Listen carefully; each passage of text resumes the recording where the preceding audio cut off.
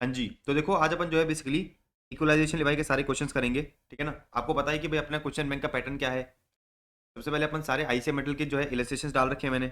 उसके बाद फिर आपको जो है आईसीआई मेट के बैक एक्सरसाइज के क्वेश्चंस मिलेंगे और उसके बाद आखिरी में जाके आपको आरटीपी एमटीक्यू के क्वेश्चंस दिखेंगे। तो क्वेश्चन नंबर 1 देखो क्या दे रखा है। Compute the income tax payable by mister Abhinav aged 32 years who has the following income. मुझे इसका जो है इनकम टैक्स निकालना है, ठीक है ना। अच्छा, interest on FD with SBI. आपको जो है एफडी पे इंटरेस्ट मिला है कितने का, 1,10,000 का।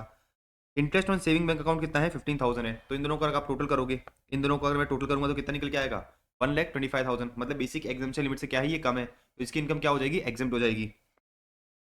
ये जो वीडीए की इनकम है, ट्रांसफर फ्रॉम वीडीए, जो आपकी जो इनकम हो रही है वो क्या होती है, सेपरेटली 30% पे टैक्सेबल करी जाती है। तो आपने जो है वीडीए बेचा है कितने पे, 62,000 पे। परचेज कितने पे करा था, 21,000 का।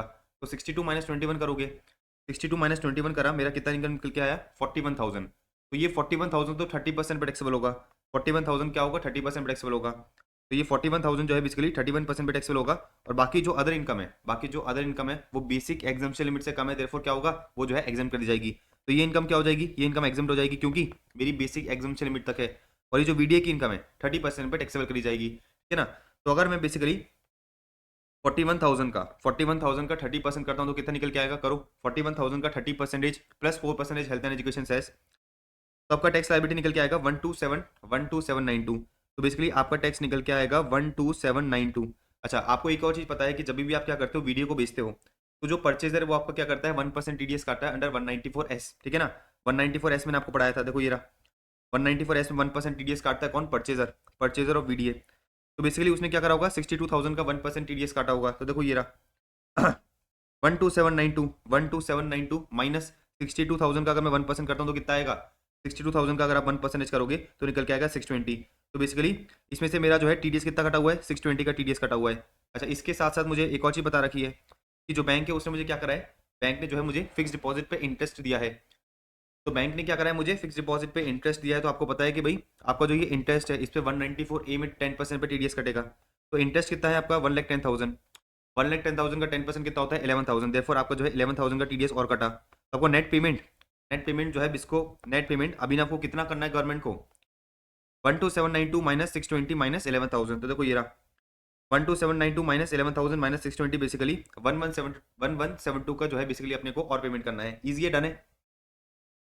तो 194 ए भी मैंने आपको पढ़ाया था, अगर आपको याद हो तो। 194 ए भी जो है अपने टीडीएस वाले चैप्टर में पढ़ा था। देखो ये रहा, दिखाई देते हैं आपको, ये रहा 194 ए, जिसके अंदर जो इंटरेस्ट होता है other than interest on security, उस पर 10% टीडीएस करता है। टीडीएस नहीं करता अगर अगर अगर बैंक ने क्या करा है, बैंक ने जो है इंटरेस्ट का पेमेंट करा है और बेसिकली इंटरेस्ट अप टू 40,000 है। लेकिन अपने केस में तो इंटरेस्ट कितना था, इंटरेस्ट जो है 40,000 से ज्यादा था। देयरफॉर बैंक को क्या करना पड़ेगा, 10% पे टीडीएस काटना पड़ेगा अंडर 194 ए। डन। तो ये हो गया अपना क्वेश्चन नंबर 1। क्या बोला था भाई, इनकम टैक्स पेबल निकालो। तो हमने इनकम टैक्स पेबल निकाल दिया कि भाई 1172 अब मुझे और पे करना है। क्वेश्चन नंबर 2 आ जाओ। Compute the income tax payable bye Siddharth जिसकी एज 24 ईयर्स है। आगे के देखो क्या बोल रहा है, भाई mister Harsh is employed with ABC limited at a monthly salary of 50,000। तो मंथली सैलरी कितनी है, 50,000 है।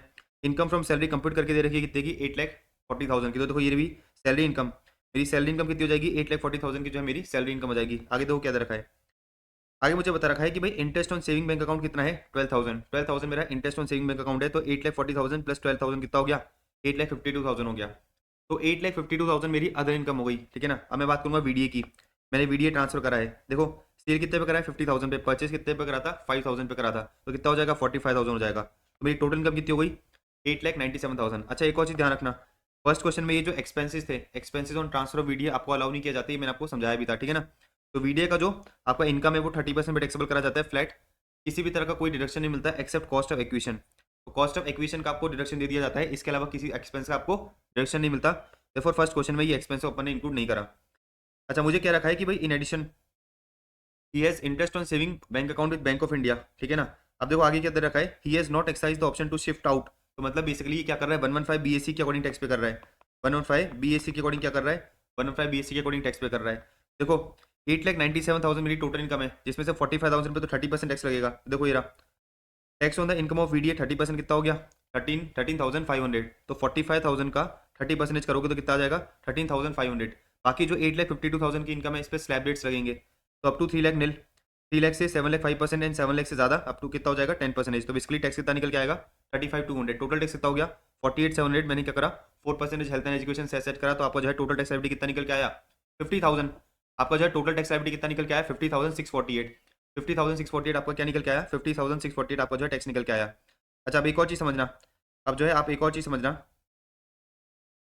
Consideration received on the transfer of VDA to Harsh. तो आपने क्या करा है, आपने बेसिकली जो वीडीए है वो किसको बेचा है, मिस्टर हर्ष को बेचा है। आपने जो क्या करा है, आपने जो है बेसिकली आपने जो है बेसिकली ये जो वीडीए है ये किसको बेचा है, हर्ष को बेचा है। और हर्ष के बारे में मुझे क्या इन्फॉर्मेशन दे रखी है, हर्ष के बारे में मुझे ये इन्फॉर्मेशन दे रखी है कि ये एक सैलरीड इंप्लॉई है। ये एक सैलरीड इंप्लॉई है, मतलब ये बिजनेस नहीं कर रहा। 194S 194S अगर आपको याद हो तो मैंने आपको बताया था कि भाई 1% पे क्या होता है, टीडीएस करता है। 1% पे क्या होता है आपका, टीडीएस करता है।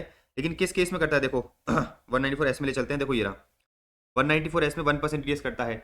अच्छा बायर को टीडीएस कब काटना होता है, बायर जो है बेसिकली टीडीएस कब काटता है, जब बेसिकली अमाउंट 10,000 से ज्यादा का हो, जब बेसिकली अमाउंट क्या हो 10,000 से ज्यादा का हो। लेकिन अगर डायरेक्टर कौन है, डायरेक्टर एक स्पेसिफाइड पर्सन है। स्पेसिफाइड पर्सन का मतलब क्या है कि भाई उसकी कोई पीजीईपी इनकम नहीं है, मतलब जो वीडीए का परचेजर है अगर वो क्या है स्पेसिफाइड पर्सन है, तो उस केस में 50,000 तक बेसिकली टीडीएस काटने की जरूरत नहीं है। यहाँ पर अगर आप देखोगे तो बेसिकली जो डायरेक्टर है वो क्या है, मिस्टर हर्ष है। मिस्टर हर्ष एक सैलरीड इंप्लॉई है, इसका मतलब क्या है कि भाई उसकी कोई पीजीईपी इनकम नहीं है, देयरफॉर वो क्या कर रहा होगा, उसको जो है टीडीएस काटना होगा जब पेमेंट 50,000 से ज्यादा का हो। तो यहाँ पर अगर आप देखोगे तो पेमेंट कितना है 50,000 ही एग्जैक्ट, तो क्या टीडीएस कटेगा, क्या टीडीएस नहीं कटेगा। उस केस में क्या होगा, उस केस में बेसिकली कोई भी टीडीएस नहीं कटेगा। तो 194S में जो है मिस्टर हर्ष ने कोई टीडीएस नहीं काटा होगा, क्योंकि उसको टीडीएस कब काटना है, जब 50,000 से ज्यादा हो। 50,000 तक तो क्या रहता है, टीडीएस काटने की जरूरत नहीं है। डन है। तो बेसिकली उसका नेट टैक्स पेबल कितना आ गया, नेट टैक्स पेबल आ गया 50,648 एंड इसको मैंने क्या करा, राउंड ऑफ कर दिया। ठीक है ना, डन। तो ये हो गया क्वेश्चन नंबर 2, ये हो गया अपना क्वेश्चन नंबर 2। आगे बढ़े अब आ जाते हैं अपन आगे। देखो क्वेश्चन नंबर 3 देखना क्या दे रखा है, compute the income tax payable by mister Raj aged 32 years who has the following income for the previous year 24-25। अच्छा क्वेश्चन नंबर 2 में आपको ये चीज समझ में आ गई ना कि भाई ये इन्फॉर्मेशन तो दे रखी थी सिद्धार्थ की, भाई ये इन्फॉर्मेशन दे रखी थी किसकी, सिद्धार्थ की। और फिर नीचे मुझे बता रखा है हर्ष के बारे में इन्फॉर्मेशन दे रखी है, मुझे जो है नीचे हर्ष के बारे में इन्फॉर्मेशन दे रखी है कि भाई हर्ष क्या है, हर्ष बेसिकली एक सैलरीड इंप्लॉई है। हर्ष एक सैलरीड इंप्लॉई है, तो मुझे पता चल गया कि भाई वो क्या है स्पेसिफाइड पर्सन है, बोले तो उसकी कोई पीजीपी इनकम नहीं है, देयरफॉर उसको टीडीएस कब काटना होता है, जब बेसिकली पेमेंट 50,000 से ज्यादा का हो। ठीक है, डन। तो अपना क्वेश्चन नंबर 2 तो हो गया था। क्वेश्चन नंबर 3 पे आ जाओ। अगेन अपने को निकालना है इनकम टैक्स पेबल। देखो मुझे क्या बता रखा है, आपने वीडीए ट्रांसफर करा है 4,20,000 का, consideration receive on the transfer of VDA. अच्छा कॉस्ट ऑफ एक्विजिशन कितनी है, कॉस्ट ऑफ एक्विजिशन 20,000, तो वीडीए की इनकम कितनी हो गई 4 लाख हो गई। देखो ये रही वीडीए की इनकम हो गई आपकी 4 लाख की, 4 लाख का 30% plus 4% health and education cess, तो आपका टैक्स कितना निकल के आया, आपका टैक्स निकल के आ गया 124,800। अच्छा मुझे बता रखा है कि भाई आपको एफडी पे इंटरेस्ट मिला है कितने का 18,000 का, और आपका बिजनेस लॉस कितना है, बिजनेस लॉस है 3,18,000 का। इसका मतलब क्या है कि बिजनेस लॉस को मैं क्या करूंगा, सेट ऑफ कर लूंगा 18,000, बाकी बैलेंस 3 लाख का जो बिजनेस लॉस है अगले 8 साल के लिए क्या हो जाएगा, कैरी फॉरवर्ड हो जाएगा, है ना। तो बाकी जो बैलेंस बिजनेस लॉस है उसको अपन क्या करेंगे, कैरी फॉरवर्ड कर देंगे। अब मुझे क्या बोल रहा है, इनकम टैक्स पेबल निकालने को बोला है, कोई दिक्कत नहीं है, मैंने इनकम टैक्स निकाल दिया। अब मैं बात करूंगा टीडीएस की। 194S में आपको पता है 1% पे टीडीएस करता है, तो 4,20,000 जो पेमेंट कर रहा है, जिसने पेमेंट करा है उसने क्या करा है, 4,20,000 का पेमेंट करा है, वो क्या करेगा 4,20,000 पे 1% टीडीएस काटेगा। देखो ये रहा 4200 का उसने टीडीएस काट लिया, तो बेसिकली मेरी टैक्स लायबिलिटी कितनी थी 124,800, तो 124,800 में से मैंने 4200 लेस करा तो कितना निकल के आ गया 1,20,600। वेरी इजी, ठीक है ना। तो आसान क्वेश्चन है, आसान क्वेश्चन थे। अब आ जाओ क्वेश्चन नंबर 4 पे। एक दो क्वेश्चन जो है थोड़े आसान दे रखे हैं, थेरेटिकल है, काम के नहीं है आपके, पढ़ो देखो क्या दे रखा है। Explain the core difference between core reasons for difference between e commerce transactions and traditional business transactions causing difficulty to tax the income from e commerce transactions. तो ये कहना चाह रहे हैं कि भाई अपना जो ये ई कॉमर्स ट्रांजेक्शन होता है उसको टैक्सेशन, उसको टैक्स करने में क्या क्या डिफिकल्टी आती है, पढ़ लो, काम का नहीं है ये, थ्योरी पढ़ के छोड़ दो। The core reason for difference between e commerce transactions and traditional business transactions causing difficulty to tax the income from e commerce transactions under the income tax act are the absence of national boundaries. मतलब जो ये e commerce business होता है इसमें कोई national boundaries नहीं होती, इसमें कोई नेशनल बाउंड्रीज नहीं होती। अच्छा कोई physical presence, no requirement of physical presence of goods and no requirement of physical delivery in certain cases. क्योंकि e commerce transactions are completed in cyber space, it is often not clear as to the place where the transaction is effected, thereby causing difficulty in implementing the source taxation rule. तो मोटा मोटा ये लोग कहना चाह रहे हैं कि जो अपना ये इलेक्ट्रॉनिक क्या होता है, इलेक्ट्रॉनिक ट्रांजेक्शन होते हैं, इलेक्ट्रॉनिक ट्रांजेक्शन पे टैक्स लगाना मुश्किल क्यों होता है, क्योंकि हमें कभी कभी ये नहीं पता चलता कि भाई किस प्लेस से जो है क्या करे जा रहे हैं, किस प्लेस से जो है बेसिकली ट्रांजेक्शन अफेक्ट करे जा रहे हैं, ठीक है ना। इसलिए फिर अपन ये नहीं पता लगा पाते कि जो ट्रांजेक्शन हुआ है कौन सी जगह से हुआ है, अकॉर्डिंगली अकॉर्डिंगली जो है हम टैक्सेशन कलेक्ट नहीं कर पाते। डन, पढ़ के भूल जाना है आपको। भाई सीधी सी बात है कि भाई अगर आप क्या कर रहे हो, ट्रेडिशनल बिजनेस कर रहे हो, ट्रेडिशनल बिजनेस का मतलब क्या है कि भाई मेरी जो है दुकान है, मेरी जयपुर के अंदर दुकान है, तो सरकार को पता है कि भाई रोहन की दुकान इंडिया में है, वो क्या कर रहा है इंडिया से बिजनेस कर रहा है, तो सरकार क्या करेगी उससे टैक्स ले लेगी। लेकिन कोई ई कॉमर्स ट्रांजेक्शन कर रहा है, मतलब मेरा ऑनलाइन बिजनेस है, मेरा क्या है ऑनलाइन बिजनेस है, अब सरकार कभी कभी जो है पकड़ नहीं पाती है कि भाई आप ऑनलाइन बिजनेस कर कहाँ से रहे हो, आप जो है ऑनलाइन बिजनेस कर कहाँ से रहे हो, एंड अकॉर्डिंगली सरकार जो है ये नहीं पता कर पाती कि भाई आप ऑनलाइन बिजनेस इंडिया से कर रहे हो या फिर बाहर से कर रहे हो, एंड अकॉर्डिंगली प्रॉब्लम्स क्रिएट हो जाती है कहाँ पर, आपके जो ई कॉमर्स ट्रांजेक्शन में टैक्स लगाने पर प्रॉब्लम क्रिएट हो जाती है। ठीक है, पढ़ना नहीं, पढ़ के भूल जाओ, इसको काम का नहीं है, एग्जाम में नहीं आने वाला। फिर आगे दो क्या दे रखा है, E-commerce transactions have replaced the concepts generally associated with the international transactions traditionally. Discuss briefly the taxation issues. तो अगेन ये बोल रहा है कि भाई जो आपके ई-कॉमर्स ट्रांजेक्शंस होते हैं इसमें टैक्सेशन इश्यूज क्या है, मतलब टैक्स लगाने में क्या क्या दिक्कतें आती हैं, टैक्स लगाने में क्या क्या दिक्कतें आती है, पढ़ो भाई। The different taxation issues relating to the e commerce are, तो क्या रखा है, the difficulty in locating the transaction, the difficulty of locating the transaction activity and identifying the tax payer for the income tax purpose. कभी कभी अपन ये नहीं पता लगा पाते कि भाई ट्रांजेक्शन कहाँ पर हुआ है, कैसे हुआ है, किसने करा है।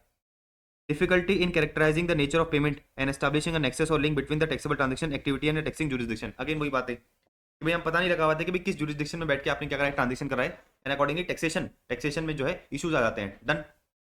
हाँ जी, तो देखो बेसिकली क्वेश्चन नंबर 7 पे आते हैं। अच्छा, अपन लेक्चर कर रहे थे जब मैंने आपको बताया था कि भाई 165A पूरा का पूरा आईसीए ने क्या करा, उड़ा दिया। अच्छा, तो ये जो क्वेश्चन है ना, ये जो क्वेश्चन है आईसीए ने क्या करा है, अपनी बुक में थोड़ा सा अमेंड करा है। तो जो क्वेश्चन, अच्छा ये वाले क्वेश्चन में जो लाइन मैंने काट रखी है इसको काट लो। तो अगर आपके क्वेश्चन बैंक में ये वाली लाइंस दे रखी है तो इसको काट लेना, और नहीं दे रखी तो अच्छी बात है। इतनी बात समझ में आई। तो आपको क्या करना है, ये वाली जो लाइंस है ये काट देनी है क्योंकि ये 165A से रिलेटेड है। बाकी पूरा का पूरा क्वेश्चन क्या है, सेम है, अकॉर्डिंगली ये भी काट देना। अच्छा, क्वेश्चन का ये पॉइंट नंबर 3 जो है ना इसको काट दोगे आप। क्वेश्चन का पॉइंट नंबर 3 क्या करना है, आपको काट देना है। इसी तरह से सॉल्यूशन में जब आप सॉल्यूशन में आओगे, तो ये जो 165A का पार्ट दे रखा है इसको भी काट देना, इसको भी जो है आपको क्या करना है, काट देना है। फिर आ जाओ नीचे, पॉइंट नंबर 1 में इस पैरा को उड़ा देना, अगर आपकी बुक में ये अभी भी दे रखा है तो। अच्छा, फिर ये जो पॉइंट नंबर 3 है, क्वेश्चन का जो पॉइंट नंबर 3 है, ठीक है ना, मतलब सॉल्यूशन का जो पॉइंट नंबर 3 है इसको भी आप क्या करोगे, काट दोगे। लॉजिकली पूरी बात समझ में आ गई। अच्छा, बाकी पूरा क्वेश्चन सेम है, अब अपन क्वेश्चन पढ़ते हैं। 165A उड़ा दिया अपन ने, 165 से रिलेटेड अपन पढ़ते हैं। देखो, MNO incorporation a country A based company is carrying on the business of manufacture and sale of furniture under the brand name, ठीक है ना, प्योर वुड। अच्छा, in order to increase its share in the Indian market, it launched a massive advertisement campaign of its product. For the purpose of online advertisement, it utilized the services of PQR Incorporation, ठीक है ना, a country Y based company। ये बात समझ में आई। अच्छा, फिर इसने ये कहा, during the previous year MNO incorporation ने क्या करा है, 5 लाख पे करा है किसको, PQR इनकॉर्पोरेशन को, फॉर सच सर्विसेज। अब मेरी बात बड़ी ध्यान समझना। देखो, ये तो इंडिया है, ये इंडिया है। अच्छा, एक है मेरी कंट्री ए, और एक है मेरी कंट्री वाई। एक है कंट्री ए और एक है कंट्री वाई। इधर मैं लिख लेता हूँ, एक है मेरी कंट्री ए और एक है मेरी कंट्री वाई। कंट्री ए में एक कंपनी है जिसका नाम क्या है, एमएनओ इनकॉर्पोरेशन। ठीक है, एमएनओ नाम की एक कंपनी है कंट्री ए में। अच्छा, पीक्यूआर नाम की एक कंपनी है कंट्री वाई में। अब ये लोग कहना चाह रहे हैं कि भाई ये जो एमएनओ इनकॉर्पोरेशन नाम की कंपनी क्या करती है, बिजनेस करती है। इसने क्या करा है, ऑनलाइन एडवर्टाइजमेंट की सर्विसेज ली है। इसने क्या करा है, पीक्यूआर से ऑनलाइन एडवर्टाइजमेंट की सर्विसेज ली है। इतनी बात आपको समझ में आती है। अच्छा, आप सुनो, अब इसने आगे ये कहा कि भाई ऑनलाइन एडवर्टाइजमेंट की सर्विसेज लेने के बाद ये जो एमएनओ वाली कंपनी है ना, इसने क्या करा है, 5 लाख रुपीज पे करें किसको, पीक्यूआर को। 5 लाख रुपीज पे करें किसको, पीक्यूआर को। अब क्वेश्चन मुझसे देखो क्या बोल रहा है, discuss the tax implications of such payment and receipt in the hands of both the companies. तो इन लोगों ने कहा कि दोनों ही कंपनी का इंडिया के अंदर परमानेंट एस्टेब्लिशमेंट नहीं है। मैंने आपको सेक्शन 165 कराया था, और सेक्शन 165 में मैंने आपको ये बताया था कि भाई अगर कोई पर्सन रेसिडेंट इन इंडिया या फिर कोई एनआर जिसका इंडिया के अंदर परमानेंट एस्टेब्लिशमेंट है, वो ऑनलाइन एडवर्टाइजमेंट की सर्विसेज लेता है किसी एनआर से, तो उस केस में जो पेमेंट कर रहा है उसको जो है 6% ईएल काटना है अंडर 165। यहाँ पर अगर आप देखोगे तो ऑनलाइन एडवर्टाइजमेंट की सर्विसेज कौन ले रहा है, ऑनलाइन एडवर्टाइजमेंट की सर्विसेज ले रहा है एमएनओ इनकॉर्पोरेशन, जो कंट्री ए का रेसिडेंट है। देयरफॉर 165 नहीं लगेगा, देयरफॉर जो है 165 नहीं लगेगा। अच्छा, 165 क्यों लगता है, कब लगता है, मैंने आपको बता दिया, जब ऑनलाइन एडवर्टाइजमेंट की सर्विसेज ली किसने ली है, किसी पर्सन रेसिडेंट इन इंडिया ने ली है, या फिर कोई एनआर जिसका इंडिया के अंदर क्या है, परमानेंट एस्टेब्लिशमेंट है। यहाँ पर ऑनलाइन एडवर्टाइजमेंट की सर्विसेज किसने ली है, एक एनआर ने ली है, लेकिन इस एनआर का इंडिया के अंदर परमानेंट एस्टेब्लिशमेंट नहीं है, तो 165 नहीं लगेगा। तो पहले पॉइंट में अपने को क्या बताना है, पहले पॉइंट में अपने को ये बताना है कि क्योंकि दोनों कंपनी का इंडिया के अंदर परमानेंट एस्टेब्लिशमेंट नहीं है, देयरफॉर कंट्री ए वाली जो कंपनी है बोले तो एमएनओ इनकॉर्पोरेशन, इसको जो है 165 में ईएल काटने की जरूरत नहीं है। देखो, पॉइंट नंबर 1 पढ़ते हैं अपन। पॉइंट नंबर 1 पर देखो क्या दे रखा है कि भाई EL would not be attracted in the present case, क्योंकि जो एनआर है उसका इंडिया के अंदर क्या है, परमानेंट एस्टेब्लिशमेंट नहीं है। देयरफॉर उसको जो है कोई भी ईएल काटने की जरूरत नहीं है, 6% का ईएल कटेगा नहीं। समझ में आ गई। ये हो गया अपना पहला पॉइंट, अब बढ़ते हैं अपन क्वेश्चन नंबर, इसी क्वेश्चन के पॉइंट नंबर 2 पे। देखो क्या दे रखा है, MNO incorporation has permanent establishment in India, ठीक है ना, but PQR incorporation has no permanent establishment in India. तो इसने क्या कहा, इसने ये कहा कि भाई जो एमएनओ इनकॉर्पोरेशन है ना, एमएनओ जो इनकॉर्पोरेशन है उसका इंडिया के अंदर क्या है, परमानेंट एस्टेब्लिशमेंट है। एमएनओ इनकॉर्पोरेशन जो है उसका क्या है, इंडिया के अंदर परमानेंट एस्टेब्लिशमेंट है। अब मेरी बात बड़ी ध्यान से समझना, इसने कहा कि भाई एमएनओ इनकॉर्पोरेशन का क्या है, इंडिया के अंदर परमानेंट एस्टेब्लिशमेंट है। अब मुझे बताओ कि भाई टैक्स का इंप्लीकेशन क्या होगा। तो मैंने आपको 165 बताया था, मैंने जो है आपको 165 बताया था, और 165 में मैंने आपको ये बताया था कि भाई कोई पर्सन रेसिडेंट इन इंडिया या फिर कोई एनआर का इंडिया के अंदर क्या है, परमानेंट एस्टेब्लिशमेंट है, वो किसी दूसरे एनआर से ऑनलाइन एडवर्टाइजमेंट की सर्विसेज ले रहा है, तो पेमेंट करते समय उसको क्या करना है, 6% ईएल काटना है अंडर 165। इतनी बात समझाई थी। अच्छा, यहाँ पर क्या बोल रहा है, ये पॉइंट नंबर 2 में ये बोल रहा है कि भाई एमएनओ एमएनओ इनकॉर्पोरेशन क्या है, एक एनआर है, लेकिन उसका इंडिया के अंदर है, इंडिया के अंदर क्या है, परमानेंट एस्टेब्लिशमेंट है। इसने क्या करा है, पीक्यूआर इनकॉर्पोरेशन जो एक एनआर है उससे क्या करिए, ऑनलाइन एडवर्टाइजमेंट की सर्विसेज ली है, तो पेमेंट करते समय ये क्या करेगा, 165 में 6% ईएल काटेगा। अच्छा, इसने 6% अगर ईएल नहीं काटा तो खर्चा क्या होगा, 40A1B में डिसलाउ कर दिया जाएगा। देखो वही चीज़ है। अपन आ जाते हैं सॉल्यूशन के पॉइंट नंबर 2 पे। इसने कहा कि भाई आपको क्या करना पड़ेगा, 6% ईएल काटना पड़ेगा। आपको जो है 6% ईएल काटना पड़ेगा क्योंकि आपका क्या है, इंडिया के अंदर परमानेंट एस्टेब्लिशमेंट है। तो अकॉर्डिंगली आपको क्या करना पड़ेगा, आपको जो है बेसिकली 5 लाख का 6% ईएल बोले तो 30,000 का ईएल काटना पड़ेगा। 30,000 का ईएल काटना पड़ेगा। अगर आपने 30,000 का ईएल नहीं काटा तो आपका 100% खर्चा 40 आईवी में क्या कर दिया जाएगा, डिसलाउ कर दिया जाएगा। और अगर आपने एक बार ईएल काट दिया तो सामने वाले की इनकम क्या हो जाएगी, इंडिया में एग्जेम्प्ट हो जाएगी एज पर सेक्शन 1050। पूरा बात समझ में आ गया, ईजी है क्वेश्चन। तो ये हो गया अपना क्वेश्चन नंबर, ये हो गया अपना क्वेश्चन नंबर 7, ठीक है ना। क्वेश्चन नंबर 7 में, क्वेश्चन नंबर 7 में आईसीआई ने क्या क्या चेंजेस करे थे मैंने आपको बता दिए। आप क्या करना, अपनी बुक में अगर ये चेंजेस नहीं हो रखे तो काट देना, और हो रखे हैं तो अच्छी बात है। तो ये हो गया मेरा क्वेश्चन नंबर 7, ये हो गया मेरा क्वेश्चन नंबर 7। अब चलो आगे बढ़ते हैं। अब जो है अपन आगे बढ़ते हैं।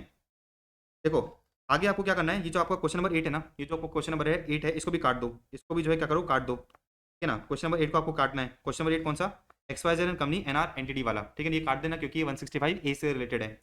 अच्छा, फिर अपन आगे बढ़ते हैं। फिर क्वेश्चन नंबर 9 दे रखा है आपको, क्वेश्चन नंबर 9 दे रखा है, क्वेश्चन नंबर 9 को भी काट दो। तो आपको क्या करना है, क्वेश्चन नंबर 9 को भी काट देना है। क्वेश्चन नंबर 9 को भी काट देना है, तो कोई ये क्वेश्चन नंबर 9 ही चल रहा है, ये आपका क्वेश्चन नंबर 9 ही चल रहा है, तो क्वेश्चन नंबर 9 को आप क्या करना, काट देना। अच्छा, अभी जो क्वेश्चन नंबर 10 है, ये जो क्वेश्चन नंबर 10 है, जो क्वेश्चन नंबर 10 है ये मैं आपको कराता हूँ, ठीक है ना, ये मैं आपको कराता हूँ। अच्छा, इसी तरह से क्वेश्चन नंबर जो 11 है, क्वेश्चन नंबर जो 11 है इसको काट दो। क्वेश्चन नंबर जो है 11 है इसको आप क्या करोगे, काट दोगे। इतनी बात समझ आई। ये अपना जो क्वेश्चन नंबर 11 है ये आपने क्या करा, काट दिया, डन है।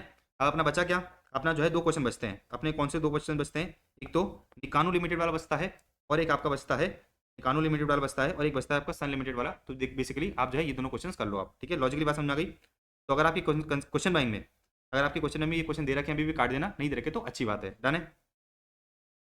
तो अपन कर लेते हैं ये निकानू लिमिटेड वाला, अपन कर लेते हैं निकानू लिमिटेड वाला, फिर मैं आपको करा देता हूँ कौन सा, फिर आप देख लेना बेसिकली ये सन लिमिटेड वाला, फिर अपना जो है पूरा का पूरा क्या होगा, ईएल खत्म हो जाएगा, फिर अपना जो है पूरा का पूरा ईएल का चैप्टर खत्म। Alright, done. आ जाओ इस पे, निकानू लिमिटेड पे आ जाओ। देखो क्या दे रखा है भाई, Nikanu limited is an Indian company involved in manufacturing and trading in cotton garments under the brand name PCOTT जो भी है, in order to expand its export sales. It launched a massive publicity campaign in overseas market for the purpose of online advertisement. It hired the Sky Incorporation, a New York based company जिसका India के अंदर permanent establishment नहीं है, and क्या करा है आपने 10 लाख पे करा है for the services in the previous 24-25। अब मुझे बताओ, एक पर्सन रेसिडेंट इन इंडिया ने, एक पर्सन रेसिडेंट इन इंडिया ने क्या करा है, एनआर से जो है ऑनलाइन एडवर्टाइजमेंट की सर्विसेज दी है, ठीक है ना, ली है आई मीन। तो एक पर्सन रेसिडेंट इन इंडिया ने क्या करा है, एनआर से जो है ऑनलाइन एडवर्टाइजमेंट की सर्विसेज ली है, तो पेमेंट करते समय क्या करेगा ये बंदा, 6% जो है ईएल काटेगा, बस वही करना है अपने को। तो आपने पेमेंट कितने का करा है, आपने पेमेंट करा है 10 लाख का, तो 10 लाख का 6% कितना हो गया, 10 लाख का 6% हो गया 60,000। तो 60,000 का बेसिकली जो ईएल है, 60,000 का जो बेसिकली ईएल है क्या होगा, डायरेक्ट होगा जब आप क्या करोगे, पेमेंट करोगे। तो बस आपको जो है 165 एक्सप्लेन करना है, आपको जो है 165 एक्सप्लेन करना है, जो मैंने आपको समझा रखा है। देखो ये रहा 165 एक्सप्लेन करोगे, 165 आप क्या करोगे, एक्सप्लेन करोगे, अकॉर्डिंगली बता दोगे कि भाई आपको जो है क्या करना पड़ेगा, 6% पे ईएल काटना पड़ेगा, डन है। और आपने जो है 6% पे ईएल काट लिया तो सामने वाले की इनकम क्या हो जाती है, एग्जाम हो जाती है, ये भी अपन ने पढ़ रखा है। तो क्वेश्चन नंबर 12 लास्ट क्वेश्चन है, देखो क्या दे रखा है। Sun Limited, an Indian company, is engaged in the business of manufacture and sale of carpets. To expand its international sales, it hired the services of London-based company Shine Incorporation for online advertisements. तो basically person resident in India क्या कर रहा है, online advertisement की services ले रहा है। जिससे सर्विसेज ली गई है उसका इंडिया के अंदर कोई परमानेंट एस्टेब्लिशमेंट नहीं है, मतलब पेमेंट करते समय इंडियन कंपनी को क्या करना पड़ेगा, 6% पे ईएल काटना पड़ेगा। अच्छा, during the previous year 22-23 Sun Limited ने क्या करा है, 5 लाख रुपीज का पेमेंट करा है किसको, एनआर को, for such services, and deducted the EL on 15th of March 2023 and credited it to the account of central government on 15th of April 2023। तो आपको सीधी सी बात ये पता है कि भाई 5 लाख का जो है 6% EL कलेक्ट होगा, कितना होता है बेसिकली आपका EL का अमाउंट आ गया, कितना EL का अमाउंट आ गया 30,000। मैंने आपको जो है एक चीज पढ़ाई थी 165 में, मैंने आपको एक चीज पढ़ाई थी कि जो आपने EL काटा है अगले महीने की 7 तारीख तक आपको जमा कराना है। आपने जो है EL काटा है कब, आपने जो है ईएल काटा है मार्च में, तो आपकी जिम्मेदारी बनती थी कि भाई आपको जो है ईएल कब तक जमा कराना था, आपको जो है 7 अप्रैल 2023 तक जो है क्या कराना था, ईएल को जमा कराना था। लेकिन आपने जमा कब कराया है, आपने जमा कराया है बेसिकली 15 अप्रैल, मतलब आपने जो है लेट जमा कराया है। अच्छा देखो क्या बोल रहा है, सबसे पहले ये पूछा है कि भाई इंटरेस्ट कितना लगेगा। भाई आपने जो है क्योंकि ईएल को लेट जमा कराया है तो उस पर इंटरेस्ट कितना लगेगा, तो इंटरेस्ट लगेगा 1% पर मंथ का। 1% पर मंथ का क्या लगेगा, इंटरेस्ट लगेगा। तो 30,000 का 1% कितना होता है, 30,000 का अगर मैं 1% करता हूँ तो बेसिकली आपका जो इंटरेस्ट है वो कितना निकल के आएगा, 300 रुपीज निकल के आएगा, इजी। देखो क्या बोल रहा है, भाई what are the circumstances under which the penalty can not be imposed. तो अगर आप क्या बोलोगे, अगर आप बोलोगे कि भाई देखो मेरे पास जो है रीजनेबल कॉस्ट था फेलियर का, तो आपको आपसे जो है पेनल्टी नहीं लेंगे। देखो क्या दे रखा है, no penalty for failure to deduct और pay EL shall be imposable. अगर इंडियन कंपनी क्या कर देती है, प्रूव कर देती है to the satisfaction of assessing officer that there was reasonable cost for the failure, तो अगर आपके पास रीजनेबल कॉस्ट था फेलियर का तो देयरफॉर हम पेनल्टी नहीं लगाएंगे। आगे देखो क्या दे रखा है, further no order imposing a penalty shall be made unless the SSC has been given a reasonable opportunity of being heard. तो सीधी सी बात है कि भाई ऑर्डर पास करने से पहले आपको क्या करना पड़ेगा, reasonable opportunity of being heard देनी ही पड़ेगी।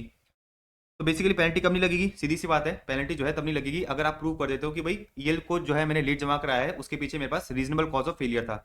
आगे देखो, भाई Sun limited is agreed by the penalty order. अगर आप पेनल्टी ऑर्डर से अग्रीड हो तो क्या करोगे, अपील फाइल करोगे। What is the time limit for filing of appeal. तो देखो सीधी सी बात यह है कि भाई आपको क्या करना पड़ेगा, अपील फाइल करनी पड़ेगी सीआईटी अपील्स को, और within 30 days from the date of receipt of order क्या करोगे, आप अपील फाइल करोगे। ये भी अपन ने पढ़ रखा है, देखो ये रहा कि भाई appeal against the penalty order within 30 days from the date of receipt of order. Very easy, very logical. तो ये हो गया अपना क्वेश्चन नंबर 12, ये हो गया अपना क्वेश्चन नंबर 12।